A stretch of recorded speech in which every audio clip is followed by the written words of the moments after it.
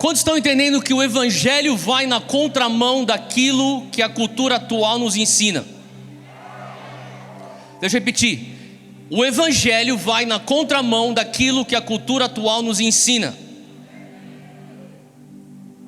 Se você passa mais tempo se expondo à cultura do que ao evangelho, você está se expondo a um conflito interno.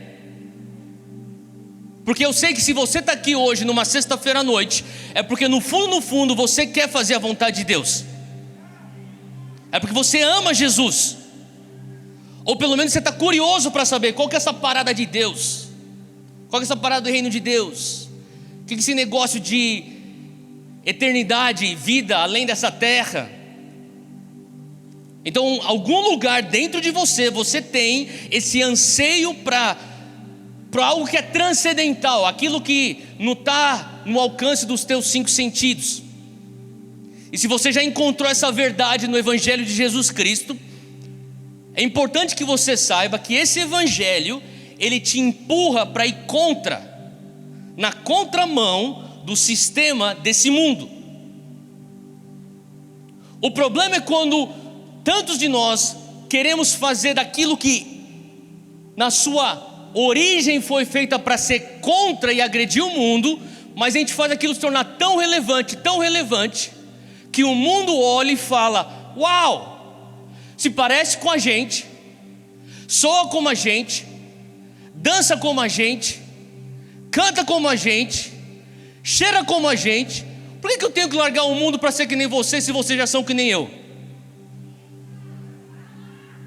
É quando a relevância ou a sede da relevância faz com que você seja tão relevante, mas tão relevante que você se tornou agora irrelevante para o mundo.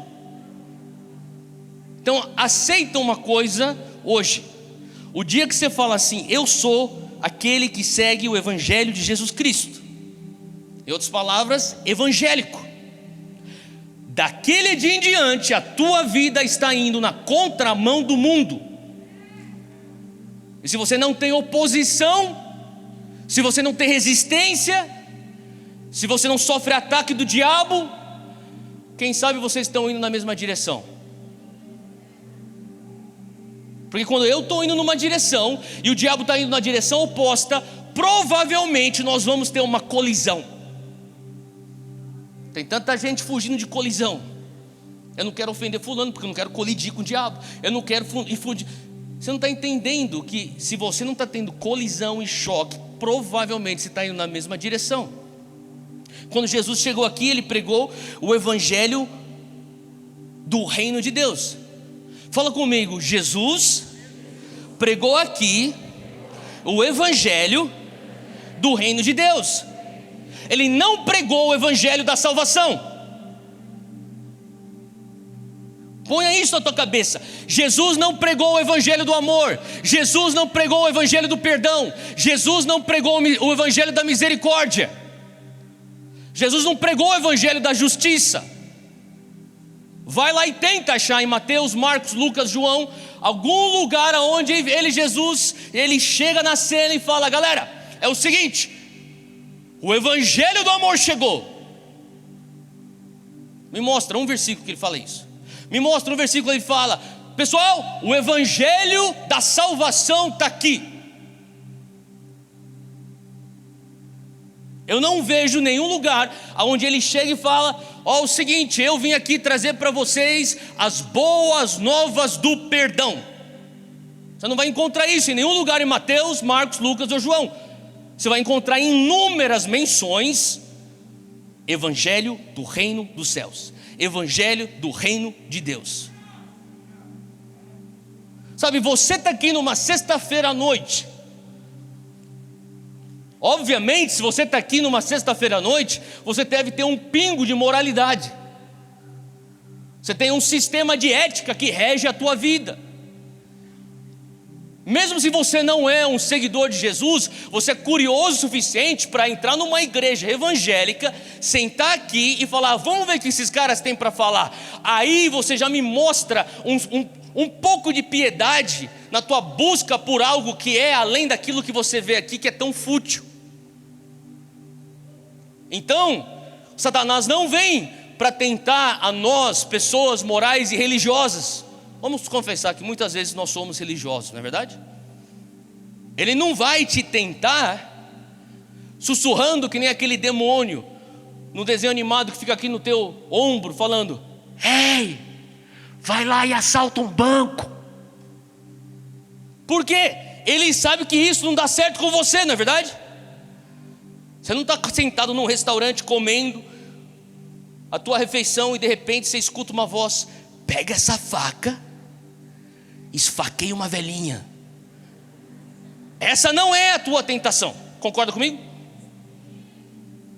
Porque ele sabe que isso não dá certo com você, porque você é uma pessoa de moral, porque você é uma pessoa de ética, porque no fundo você quer agradar a Deus, não é verdade? Então sabe o que o inimigo faz? Ele fala para você: ei, já que eu não consigo fazer você ir lá e traficar droga, matar alguém, roubar um banco, dar um tapa na cara de uma pessoa qualquer na rua, eu vou fazer você viver o bom ao invés do melhor.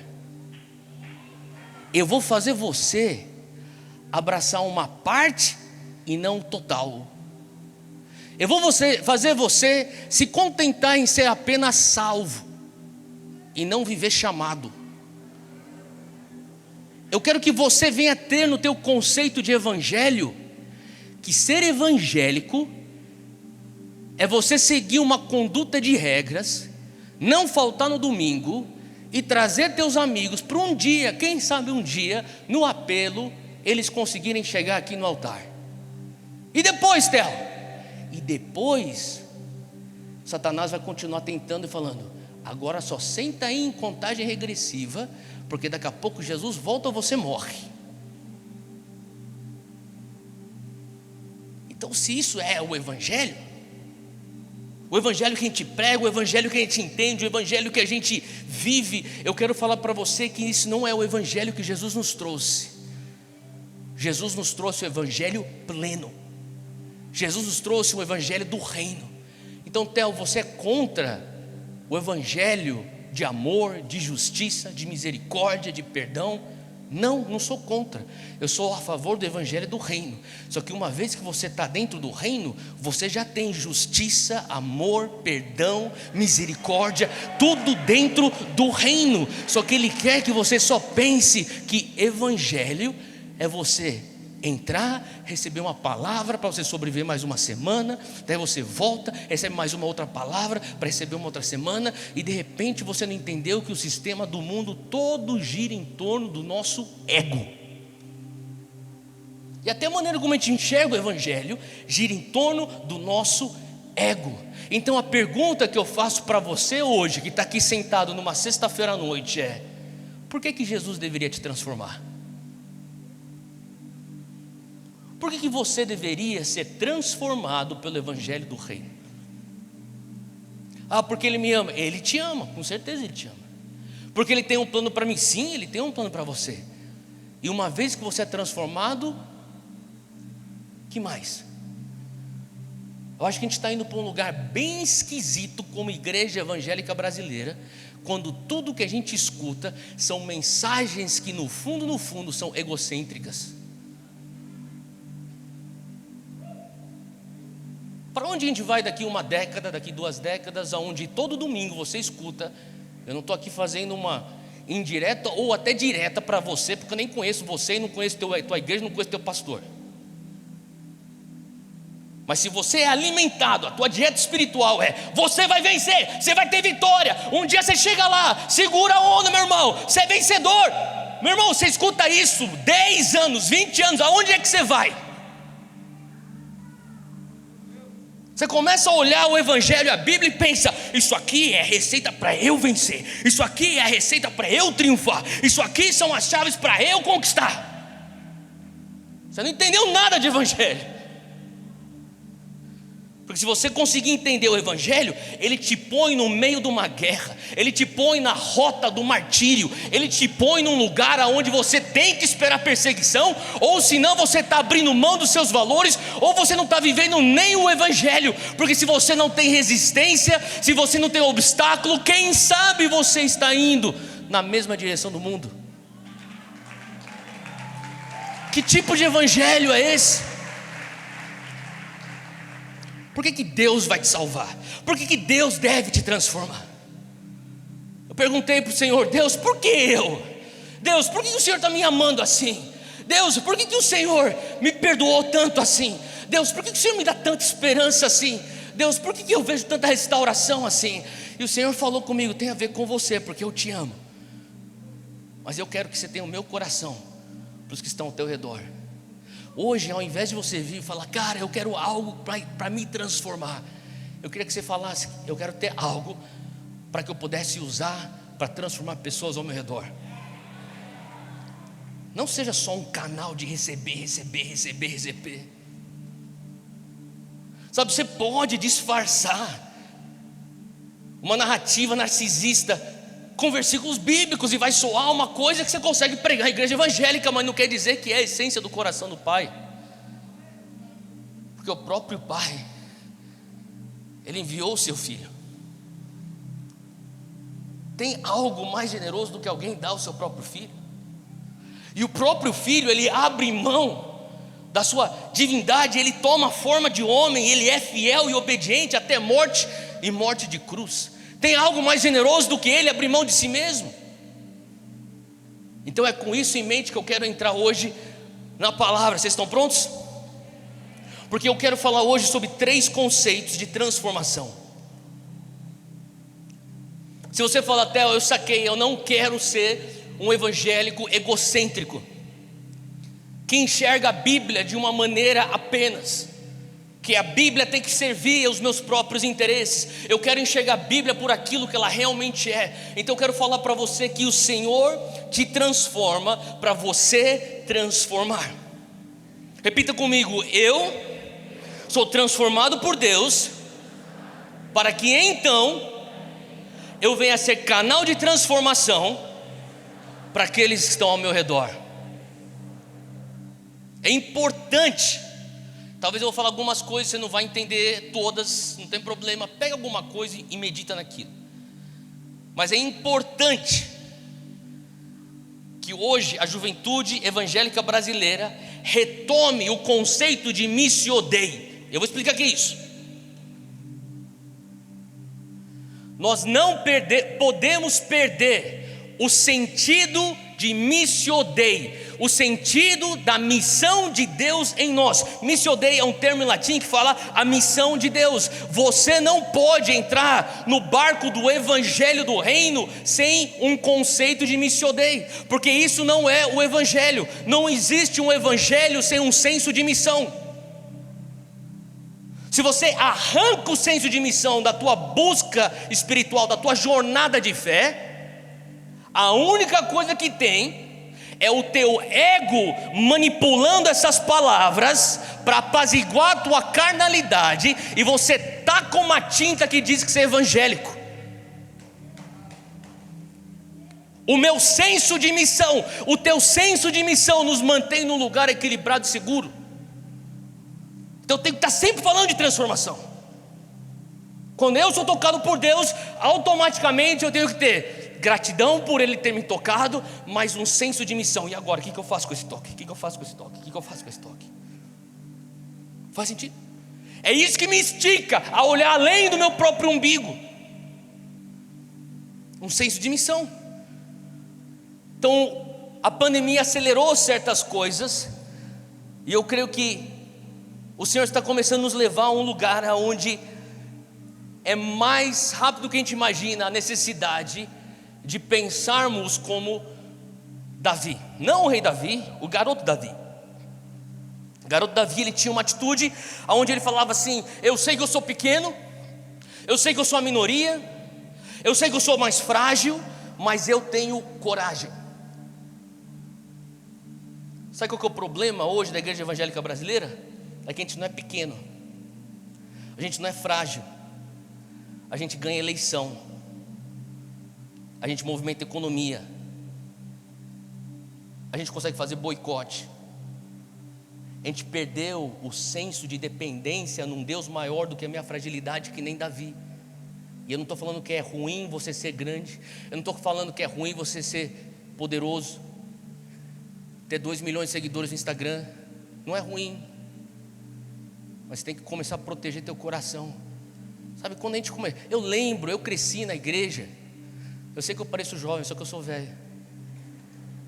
Não, mas de verdade, eu cresci na igreja na década de 80, criança, correndo, dormindo em banco de igreja em vigília, minha mãe liderando, minha tia liderando. Eu lembro quando o Brasil tinha 9, 10% de evangélicos, aonde ser evangélico, escuta o que eu estou te falando, talvez você tenha 20 anos hoje, 17 anos, 18 anos, você não tem noção do que era ser evangélico no Brasil na década de 90. Deixa eu te falar, na década de 90, evangélico era burro, evangélico era pobre, evangélico era ignorante, evangélico era alguém que não tinha oportunidade, não tinha capacidade, então tinha que se agarrar no evangelho. Era assim que a sociedade brasileira enxergava os evangélicos. Hoje a sociedade brasileira tem medo de nós. Eu não estou falando que isso é certo ou errado, eu estou só dando os fatos. Escuta os fatos.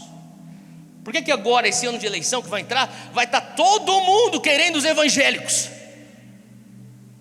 Por que na época do Collor contra o Lula, lá em 89, ninguém queria saber dos evangélicos? Hoje todo mundo quer. Por quê? Porque a gente é poderoso, porque a gente é grande,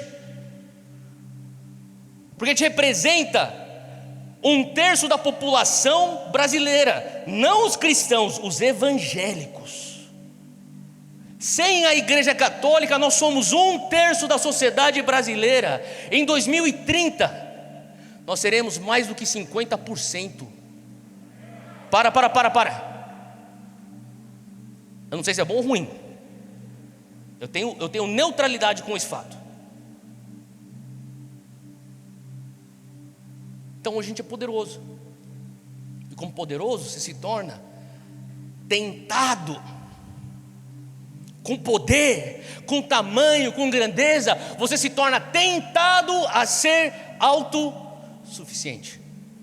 Eu estou aqui hoje mais uma vez implorando para você: não perca a essência do Evangelho, de dependência em Deus, de uma atitude como o coração de Davi. Não Davi do palácio, o Davizinho do campo, que chegava diante do Golias e falava: você tem mais poder do que eu, você tem mais dinheiro do que eu, o teu exército é mais numeroso do que eu.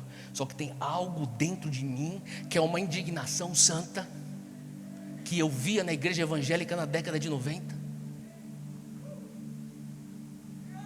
Você pega, deixa eu fazer um exercício com você. Pega todas as composições brasileiras de louvor e adoração da década de 90. A maioria tinha a ver com guerra. O exército de Deus, homem de guerra Jeová, pelo Senhor marchamos sim, e a lista vai. Tudo na década de 90, que tinha a ver com o quê? Com guerra, tomada de território, com o mundo espiritual.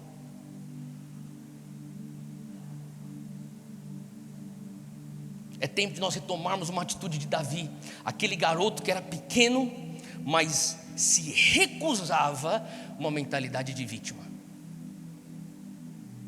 Fala comigo: eu recuso na minha mente uma mentalidade de vítima. Interessante que o evangelho do reino de Deus, quando ele foi ensinado por Jesus, ele era comparado por coisas como a pérola de grande valor, a pitadinha de fermento na massa do pão. Presta atenção.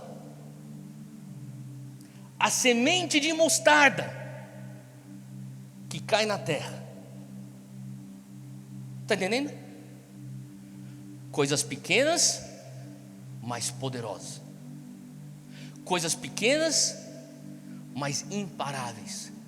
Eu não quero saber se é uma pitadinha ou uma pitadinha menor ainda de fermento. Uma vez que cai na massa, vai fazer alguma coisa de efeito. Não é verdade? A pérola de grande valor. Era tão valorizada que o cara falou assim: ó, eu compro o campo inteiro. O que você quer comprar? Esses alqueires todos? Sim. Porque ele sabia que lá no fundo da terra tinha uma pérola de grande valor. Era uma sementezinha pequenininha que quando caía na terra, você fala assim: o que é esse farelo aqui? Você volta lá anos depois, a maior das árvores. Isso é o reino de Deus. O que Jesus está falando? Se você começar a mensurar o reino de Deus com a mesma métrica do mundo, o que esse negócio, esse farelo aqui vai fazer? O que essa colherzinha aqui de fermento vai fazer? O que essa bolinha aqui brilhante que você fala que é uma pérola vai fazer? O mundo vai ter essa métrica. Agora o mundo espiritual, ele bate o olho e fala: esse menino aí ruivo, que veio fora do casamento. Já parou para pensar que Davi nunca menciona a mãe dele? Salmo 139 ele fala: em vergonha eu fui gerado. Você não acha uma vez a menção de Davi, da mãe de Davi? Por isso que ele estava lá no campo, quando Jessé vem e pergunta, ou melhor, quando o profeta Samuel vem e pergunta para Jessé: cadê teus filhos? Ele vem, ele alinha todos os filhos. Por que aquele menino estava escorraçado no canto? Porque ele era fruto de uma relação fora do casamento. Ele era uma vergonha para a família de Jessé. Ele era a lembrança do pecado de Jessé. E o Senhor fala assim: é ele que eu quero. Eu quero usar esse aí que o mundo fala que é fraco. Eu quero usar aquilo que o mundo fala que é vergonhoso. Eu quero usar aquele que o mundo fala que fica nas margens. Eu quero usar a pérola. Eu quero usar a mostarda. Eu quero usar a pitadinha de fermento. Porque o reino de Deus se move através de pessoas pequenas que nem eu e que nem você. Não abraça essa narrativa que a gente é poderoso. Essa narrativa é perigosa, que os evangélicos estão dominando o Brasil. Não abrace essa narrativa. Isso é perigoso. Sabe por quê? Nos faz dependermos da instituição e tirarmos a nossa dependência de Deus. Davi não dependia do exército militar de Israel. Eles nem tinham o exército direito. Você compara o exército dos filisteus com o exército de Israel, não tinha nem comparação. Davi, quando ele vai para a guerra, ele só tem uma dependência. Quem que é esse cara que vem falar do nosso Deus desse jeito, esse incircunciso? Você tem que sair hoje com uma indignação santa. Faz sentido? Theo, como é que eu sou usado para ser o agente de transformação? O Espírito Santo, quando você pedir, ele vai botar uma causa que vai gerar uma ira santa em você. Não é uma ira a partir da tua carnalidade, a partir da nossa iniquidade. Eu estou falando de uma ira que o Espírito Santo põe dentro do teu coração, uma indignação santa. Porque quando você começa a orar e falar: Senhor, faz o meu coração doer por aquilo que dói no teu coração, você vai começar a sentir dor. Ora isso. As pessoas vão começar a falar assim: Theo, mas por que você está tão revoltado? Porque eu tenho orado isso. Deus, faz o meu coração doer por aquilo que dói no teu coração. É uma oração perigosa, mas eu quero te encorajar a fazer. Então a gente começa a olhar para esses conceitos de transformação. Eu quero trazer 3 coisas. Se você estiver anotando, anota isso aqui. E depois, se você quiser, discute isso com os teus amigos. Vai para um lugar, sei lá, você sai para comer alguma coisa, vai na casa de alguém, senta e discute isso. 3 coisas, rapidinho, é só botar 1, 2, 3. Primeiro conceito de transformação. Eu pedi para o pessoal diagramar aqui alguma coisa aqui para mim, para ver se a gente consegue explicar um pouco melhor. A visão do reino que eu carrego, ela precisa ser maior do que a influência que eu tenho. Escreve isso aí. A visão do reino que eu carrego deve ser maior do que a influência que eu tenho. Entenda uma coisa: você vai ser eternamente, você vai ter que prestar contas eternamente pela influência que Deus te deu hoje. Eu sei que tem gente aqui muito influente. Você pode pensar: Theo, mas eu não sou influente. Você é influente sim. Estou falando com você. Independente de você tem pessoas te seguindo nas redes sociais, independente de quantos diplomas você tem, independente de quanto você tem na tua conta, independente de aonde você estuda, aonde você trabalha, aonde você mora, você é influente. Então você tem uma medida de influência que Deus te deu. Deixa eu te falar uma coisa: é melhor que a visão que Deus te deu seja maior do que a tua influência, senão você está lascado.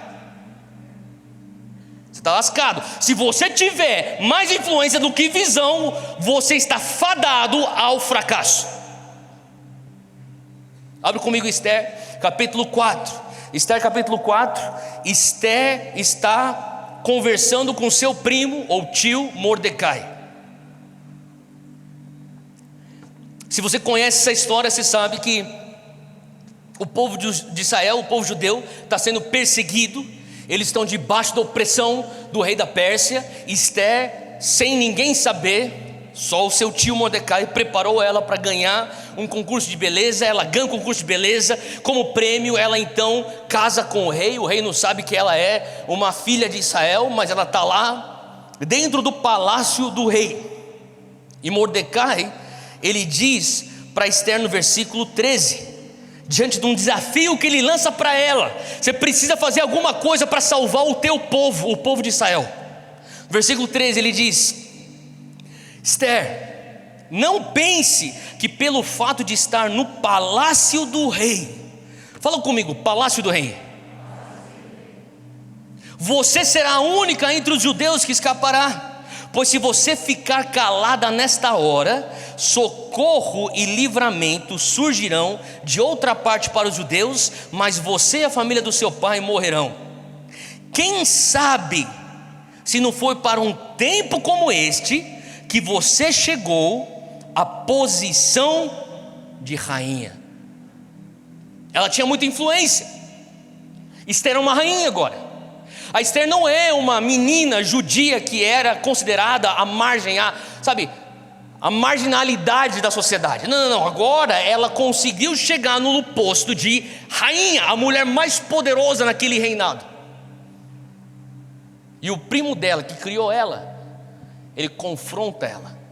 Assim como o Espírito Santo muitas vezes nos confronta. Assim como você precisa ter um pastor que vai te confrontar. Assim como você precisa ter um líder que vai te exortar. Assim como você tem que se submeter à voz de conselho mais sábia que a tua. Amém? Nós precisamos de Mordecais em nossas vidas. E Mordecai fala: Esther, deixa eu falar uma coisa para você. Fique esperta, não pense só porque você está no palácio do rei. Fala comigo, palácio do rei. Esther, não pense só porque você tem influência. Esther, não se esconda atrás da tua influência no palácio do rei. Comece a pensar: será que não é por um tempo como este que eu me tornei a rainha? Será que não é por um tempo como este, da necessidade do povo ter a minha voz, da necessidade de eu ser um canal de Deus na vida das outras pessoas, da necessidade de eu me levantar por aqueles que não conseguem ser escutados? Pensa nisso, Esther. Será que não é por um tempo como este que você tem a influência que você tem? Será que não foi por um tempo como este que Deus te põe dentro de um palácio? Porque Esther, ela tinha um círculo grande de influência. Ela tinha muita influência. Ela estava dentro do palácio. E Mordecai começa a lembrar ela. Será que você vai ser uma dessas pessoas que se perde com tua bênção, e você fica tão consumida com tua bênção que você agora não consegue nem mais enxergar o abençoador? Tem gente que tem uma bênção tão grande, tão grande, tão grande, e se posiciona tão de frente à bênção, que não consegue olhar além da bênção para ver a mão e o rosto que abençoou. É tanta influência. Olha, você é tão especial, você é tão influente. Uau, amazing. Olha só como você é influente. Olha só como você tem grana. Olha só como você tem seguidor. Olha só como você é famoso. Olha só você, uau. Esqueceu de onde veio tudo. Está tão consumido com aquilo na frente. Mordecai fala: Esther, epa, toma cuidado. Será que não é para um tempo como este que você tem essa influência?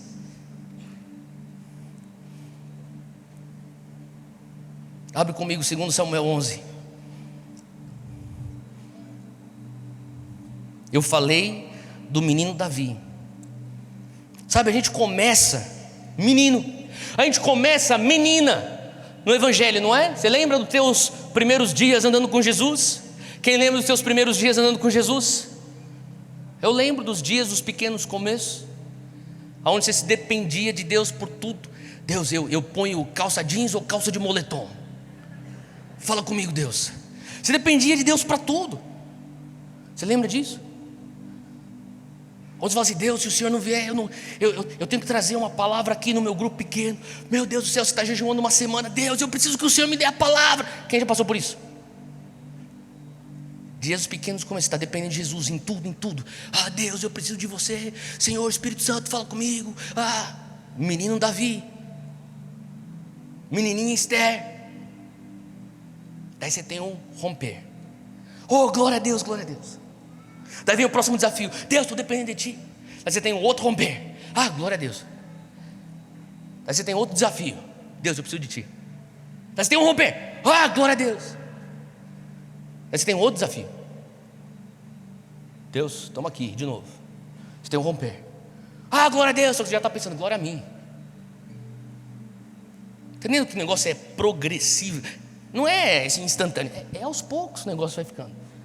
Você começa com 11% da população, depois você sobe para 12% da população, para 15% da população, daí não é mais só 15%, agora chegamos a 20%, de repente você não está entendendo, estamos chegando a 30%, de repente você não está entendendo, todo mundo quer você, todo mundo teme você, de repente você já está chegando no trabalho falando: eu sou evangélico, está até mais, opa, bigode grosso. Você não era assim antes, cara. Você tinha que batalhar entre você: eu não vou me envergonhar do nome de Jesus, eu sou evangélico. Só que você tinha que lutar para você falar daquele jeito. Agora não, porque você já sabe: eu sou evangélico mesmo. E aí, cara? Daqui a pouco a gente toma tudo. Eu lembro essa atitude quando eu era missionário na Índia com os muçulmanos. Eu sou islâmico, daqui a pouco a gente toma tudo. Será que esse é o jeito de Jesus? Eu me questiono se às vezes a igreja evangélica não tem um pouco desse conceito totalitário, e começo a entender um pouco mais os meus amigos que não são cristãos, que às vezes têm um pouco de receio. Até eu gosto de você do jeito que é. Às vezes eu falava: não, é porque você precisa se arrepender. E precisa mesmo. Só que eu comecei a entender, falei: calma aí, aquilo que eles também estão criticando, eu também critico, Então eu estou olhando para você, que é a nova geração evangélica. Eu quero jogar uma crise em você hoje, tudo bem?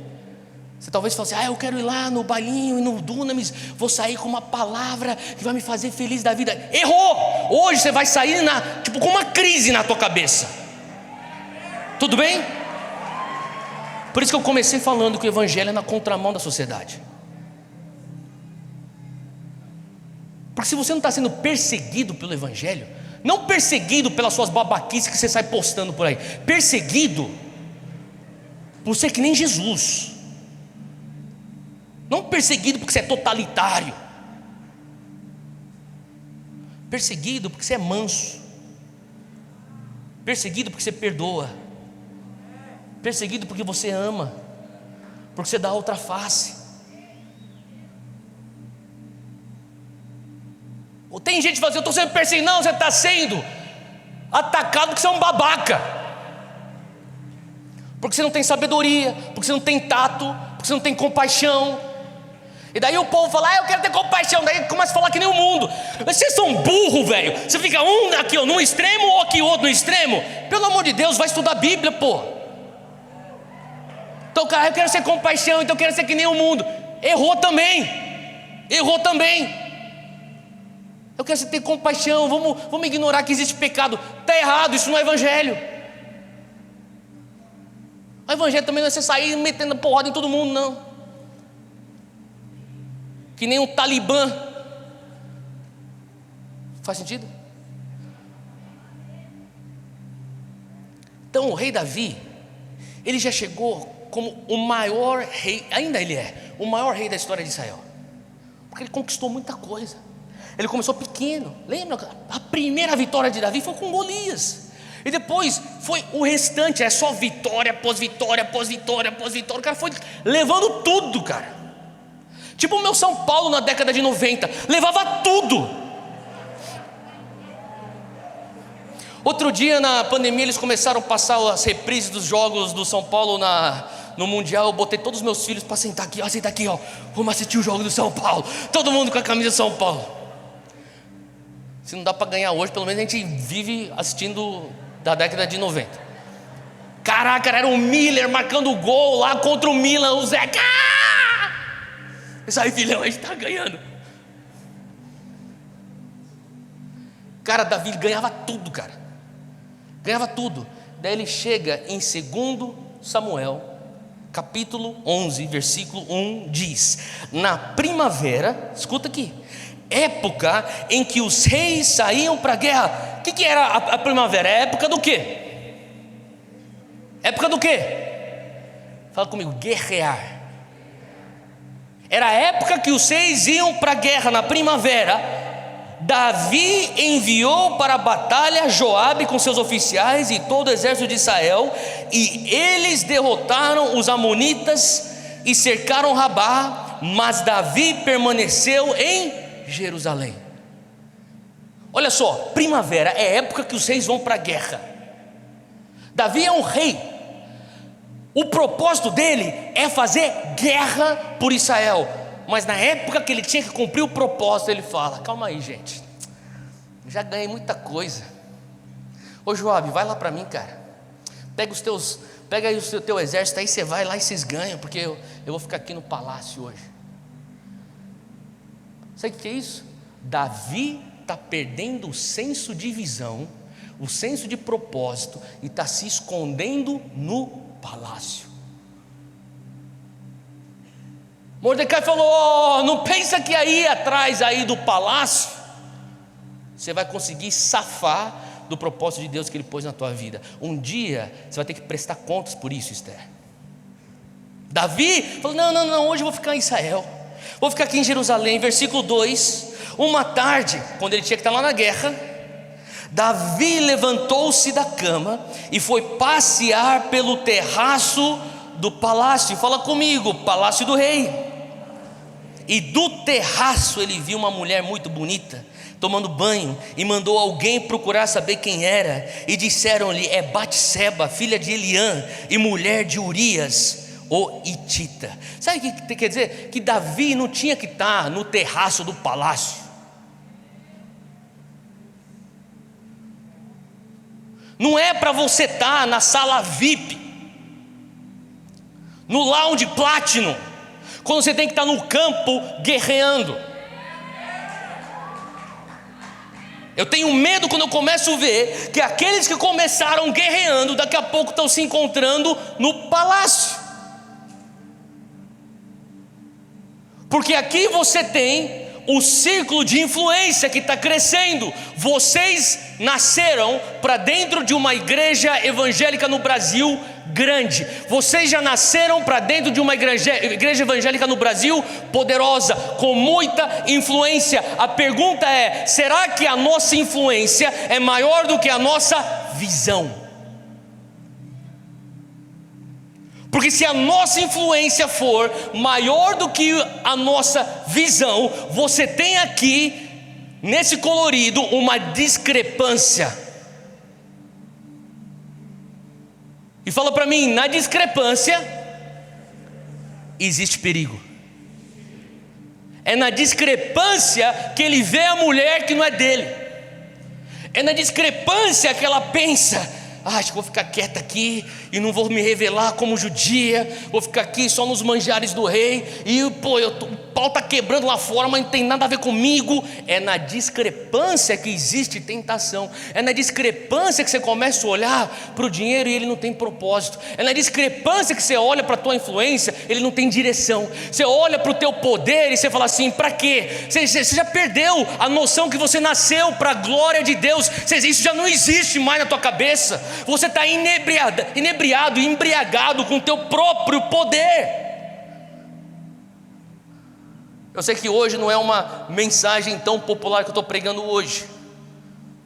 Eu também sei que talvez a mensagem que eu estou pregando aqui não é nem só para aqueles que estão aqui, é muito mais para aqueles que vão ver depois. Então não leve pessoalmente o que eu estou falando. Mas a questão é, você está preenchendo a tua discrepância. Você é maior por dentro do que você é por fora? Você é maior do que aquilo que está na tua conta bancária? Você é maior do que aquilo que as pessoas percebem em você? Você é maior do que os seguidores que você tem nas redes sociais? Você é maior do que o teu título? Você está se escondendo atrás de um título? Seja ele apóstolo, seja ele presidente, seja ele missionário, seja ele bispo, seja ele CEO, seja esse teu título diretor, seja o teu título atleta, seja o teu título blogueiro, blogueira, seja qual for o título que as pessoas põem em você, você se esconde atrás daquilo, ou você fala, isso aqui é um título, mas eu sou maior do que esse título, porque eu tenho uma revelação imensa da minha filiação a Deus, eu tenho uma revelação imensa da minha condição de servo do reino. Você se esconde atrás de um título. Será que você tem mais fama do que fidelidade? Porque se você tiver mais fama do que fidelidade, você vai implodir, meu querido. Não é se você vai implodir, é quando você vai implodir. E tem gente que é muito safo em conseguir retardar a implosão, mas não tem como, chega um dia ou outro. Será que você tem mais fama do que fidelidade? Davi, ele estava num lugar onde ele não deveria estar. Deixa eu perguntar, você está onde você tem que estar? Você está onde você tem que estar? Theo, mas onde eu estou é desconfortável. Theo, mas onde eu estou não é tão legal onde eu deveria estar não é tão legal quanto aonde eu estou. Eu vou falar para você que o lugar mais seguro, o lugar mais satisfatório, o lugar que vai te dar mais senso de propósito, é no centro da vontade de Deus. No centro da vontade de Deus, não no ideal que você desenha que é o centro da vontade de Deus. É o centro da vontade de Deus. E aqui Davi, ele não estava no centro da vontade de Deus, ele estava no terraço do palácio quando ele tinha que estar na guerra. Preencha a sua discrepância, porque se a sua influência for maior do que a sua visão, é questão de tempo para ter uma implosão. Davi, ele estava naquele lugar onde ele estava muito autossustentável. Davi estava num lugar onde ele, sem perceber, estava sendo regido para o seu próprio ego, para o seu próprio orgulho. Ô Joabe, Joabe, eu vou lá para minha suíte presidencial, minha suíte real. Você vai lá, pega lá os teus meninos lá, vai para a guerra lá para mim. Sabe, a melhor versão do Theo Hayashi, você pergunta isso para minha esposa, você pergunta isso para minha equipe, você pergunta isso para minha família. A melhor versão do Theo Hayashi é o Theo Hayashi desesperado por um milagre. Desesperado por um milagre. Porque quando eu estou desesperado por um milagre, eu não sou egocêntrico. Eu, fora da zona de milagre, eu começo a olhar para mim e falo, Theo, você é um cara, velho, você é o brabo. Eu começo a acreditar naquilo que as pessoas começam a falar. Hoje eu quero te encorajar, se ponha na zona de milagre. Theo, como que é eu me colocar na zona de milagre? É você se colocar no lugar onde a tua influência não é suficiente. É você aumentar tanto a tua visão que a tua conta não paga as contas. É você aumentar tanto a tua visão que o teu capital social não vai fazer com que a visão venha se cumprir.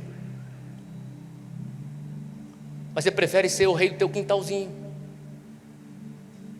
porque lá no teu quintalzinho você é celebrado. Lá no teu quintalzinho todo mundo dá palmas para você.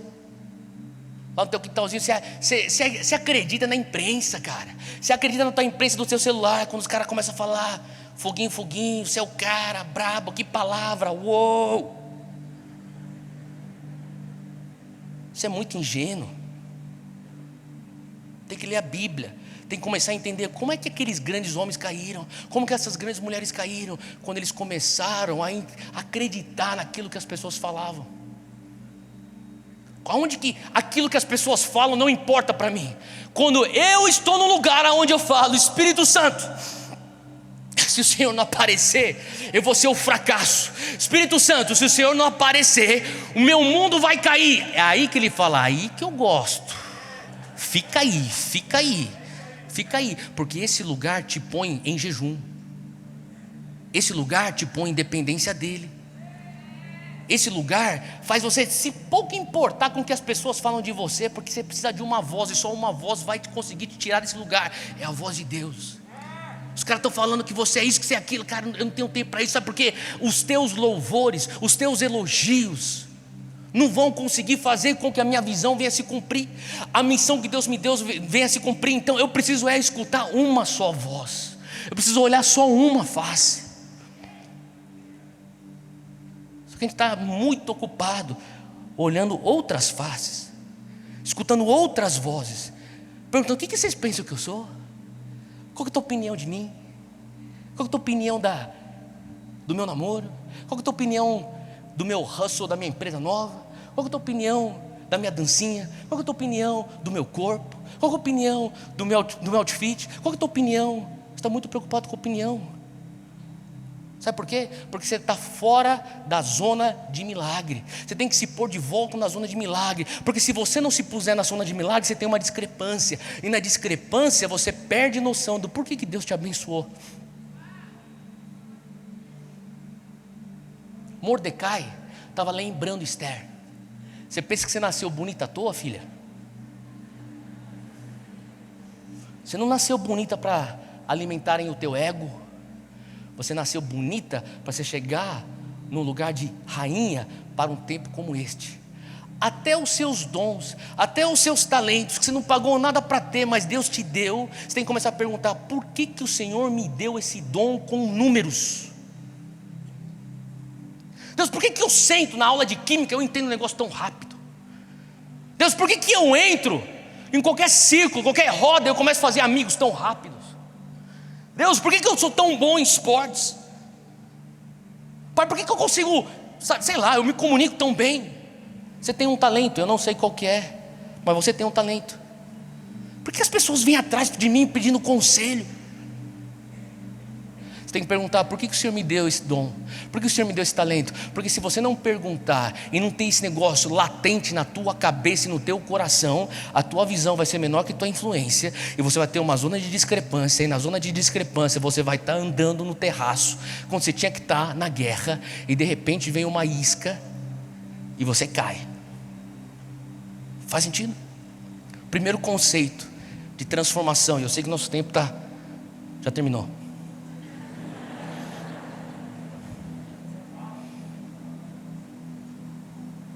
Deus está falando com você? Eu vou parar aqui, porque isso aqui é só um terço. Se o pessoal puder subir aí.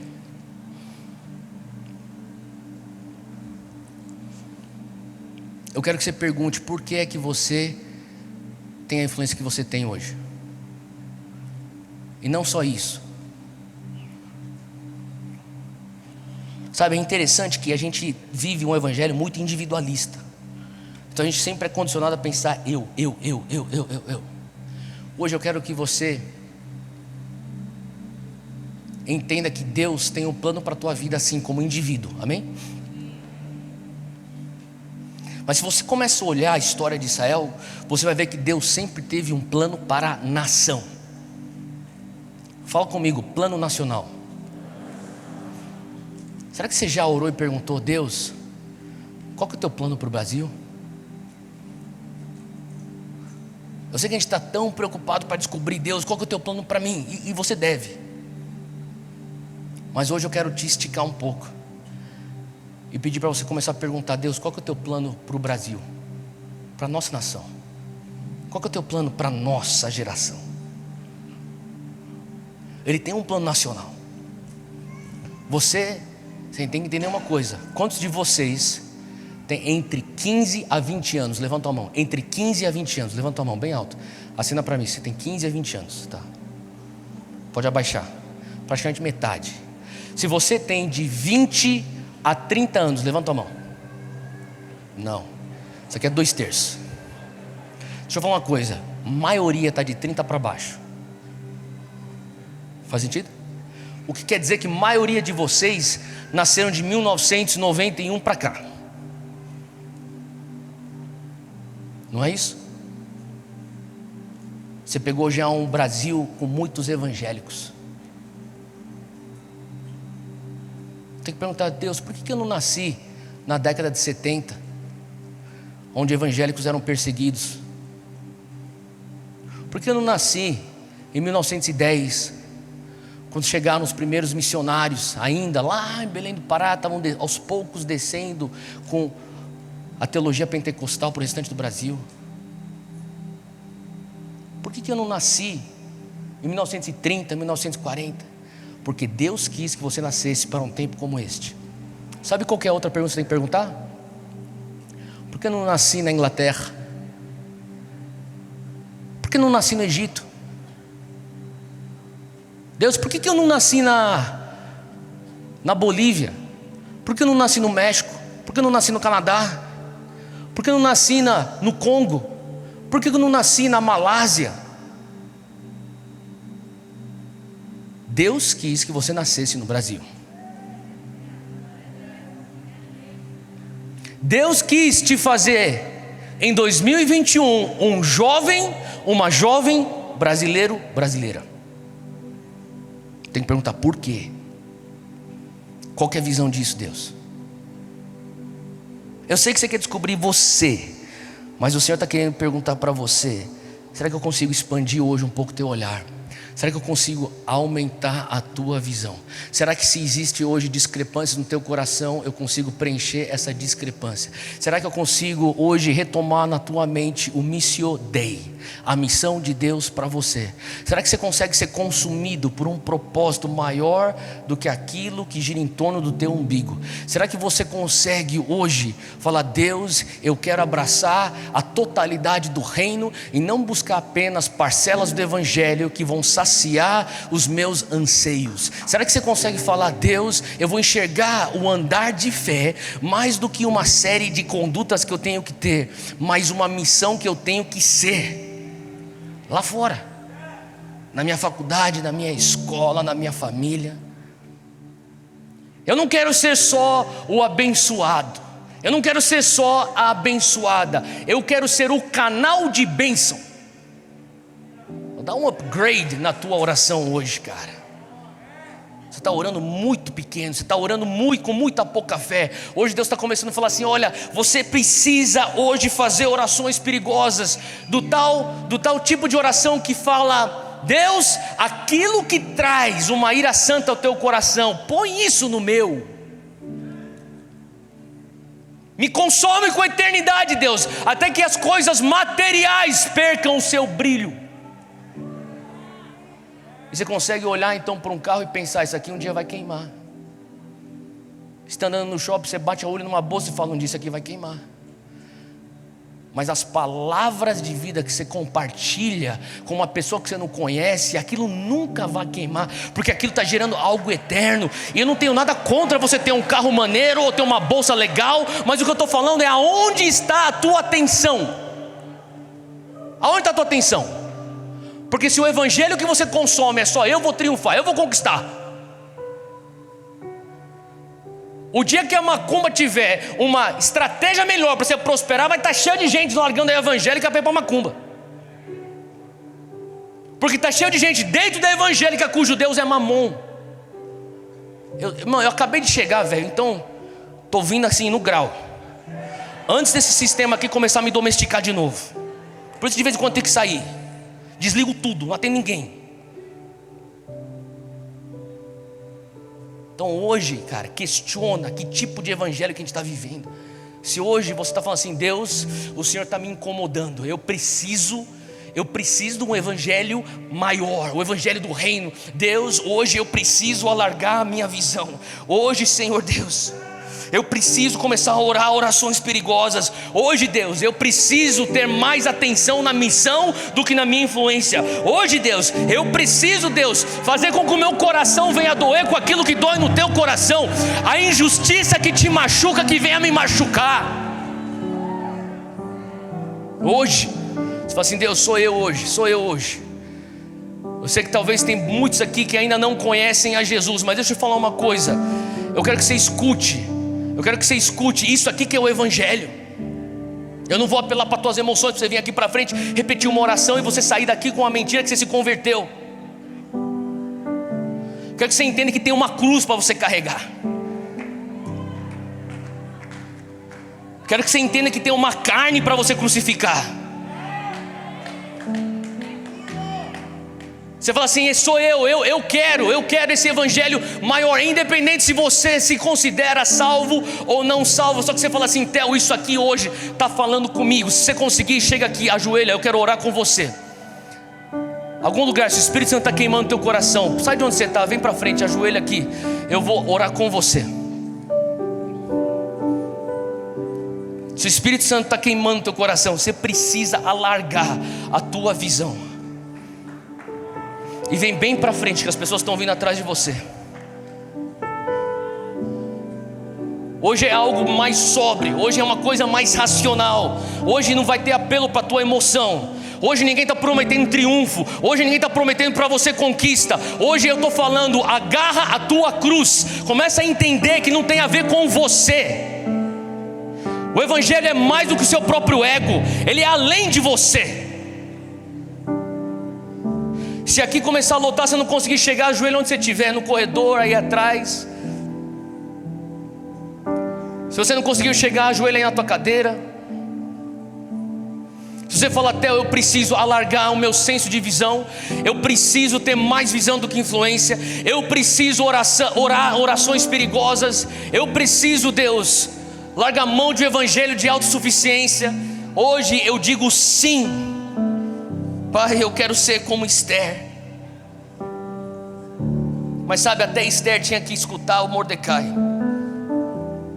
Então hoje, se existem Mordecais na tua vida que estão falando, você tem bloqueado, hoje é o momento de você começar a abrir o canal para a voz de Mordecai, que talvez seja a voz do Espírito Santo. E quem sabe essa mensagem é justamente o Mordecai para você, porque hoje o Senhor quer alargar em você o teu senso de missão. Ele te transforma não só para você ter a melhor versão de você, Ele te transforma porque Ele quer te usar. Porque o dia que você disse que Jesus era o teu Salvador e o teu Senhor, sabe de uma coisa? Agora Ele é o teu dono, e o dono manda na sua propriedade, e aonde Ele te mandar você vai, senão você não é evangélico.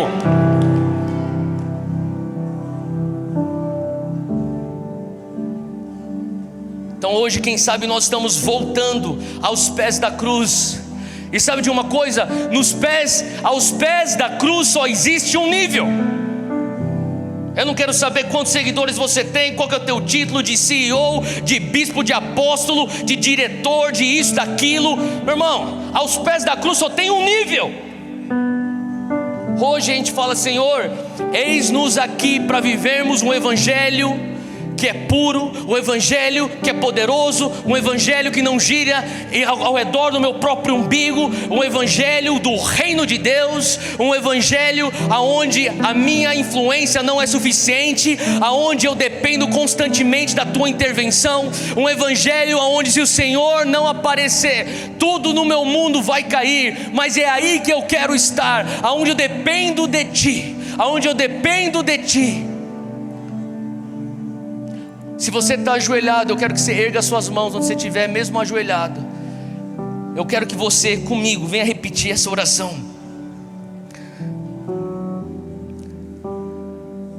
Repita bem forte: Senhor Deus, eis-me aqui. Me perdoa, Deus, por tantas vezes fazer do evangelho algo que não é o evangelho. Me perdoa, Deus, por tantas vezes estar tão focado no meu próprio umbigo. Hoje, Senhor, eu me arrependo da minha postura egocêntrica. Hoje, Senhor, perdoa a minha prepotência. Hoje, Senhor, perdoa minha autossuficiência. Hoje, Senhor, me perdoa a minha futilidade. Hoje, Senhor, me perdoa o meu materialismo. Hoje, Senhor, me perdoa a falta de visão na eternidade. Hoje, Senhor, eu oro, põe no meu coração aquilo que machuca o teu coração. Põe em mim, Deus, uma indignação santa. Hoje, Senhor, faz doer em mim aquilo que dói em ti. Hoje, Senhor, aumenta a minha visão e aumenta a minha consciência da eternidade, a tal ponto que as coisas passageiras percam o seu brilho, que eu venha entender que maior é o que está em mim do que aquele que está no mundo, que eu venha entender que Jesus veio para servir e que esta é a minha postura. Pai, como a nova geração evangélica, nós queremos nos agarrar à essência pura do Evangelho.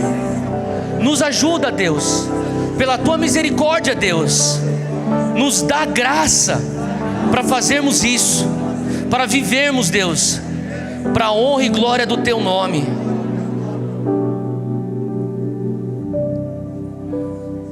E agora, Deus, fala assim: e agora, Deus, mostra-me de maneira específica o que é que eu preciso alinhar, aonde eu preciso expandir, aquilo que eu preciso diminuir.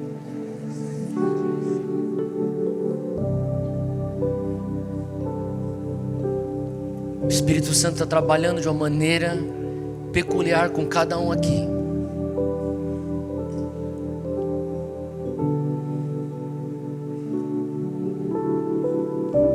Deixa Ele fazer com você agora. Ele está te mostrando o que precisa de alinhamento.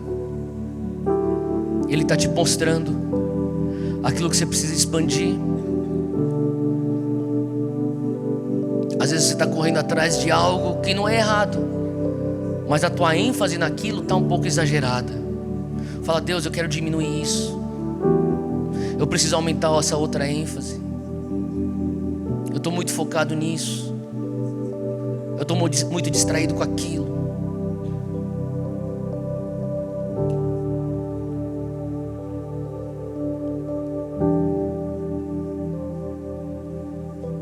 Deixa o Espírito Santo falar com você e responda.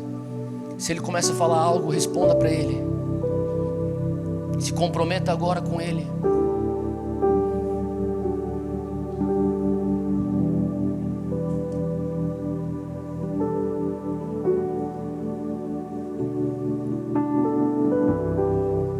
Talvez o Senhor está pedindo para você dar um tempo das redes sociais. Fala sim para Ele. Se o Espírito Santo está pedindo isso para você, fala sim para Ele. Talvez são alguns relacionamentos que o Senhor está falando, você não está pronto ainda para continuar andando nessa roda de amigos sem você ser influenciado. Você não está conseguindo influenciá-los. Dá um tempo agora. Se comprometa isso com Ele agora. Talvez é um relacionamento que o Senhor está falando, esse relacionamento não está te levando para um lugar melhor, de mais dependência de mim, de pureza, de santidade. Hoje talvez é a noite que você termine esse relacionamento. Eu falei para você, hoje você talvez vai sair com uma crise, mas é uma crise que te leva mais perto de Deus.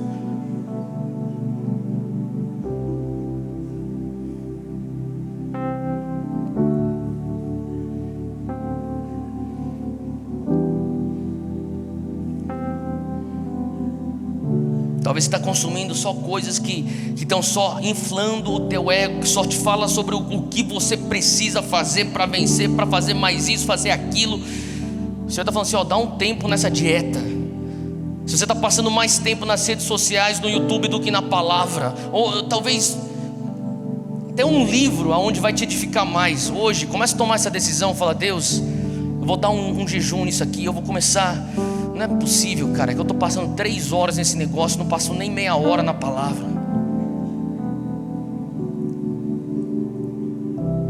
Talvez você está fazendo agora o replay das tuas conversas, e a tua conversa é só resenha, não tem nenhum problema com isso. Só que qual foi a última vez que você sentou com os teus amigos e teve um papo de reino, onde você compartilhou de coisas eternas?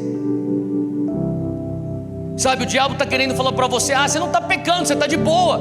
Mas nisso ele está neutralizando a noiva. E hoje eu estou falando para você, ele não vai te tentar com pecados que a gente nós religiosos, nós vamos rotular como os mais hediondos. Ele vai te pecar com você se contentar em só ser salvo. Você já é salvo, você já vem para a igreja. Ele vai te contentar com, só escuta aí mais uma mensagem triunfalista, não precisa escutar mais outras coisas do reino, não. Não tem nada de errado, você não está falando nenhuma sacanagem com teus amigos. Começa a falar, Pai, que a tua palavra, ela fala que a boca fala do que está cheio o coração. Eu quero que o meu coração venha estar cheio do reino de Deus, da eternidade. E eu começo a olhar, escutar e relembrar tudo aquilo que eu já vinha conversando com meus amigos. Eu não falei nada que é errado, mas Pai, eu não falei nada que é do reino.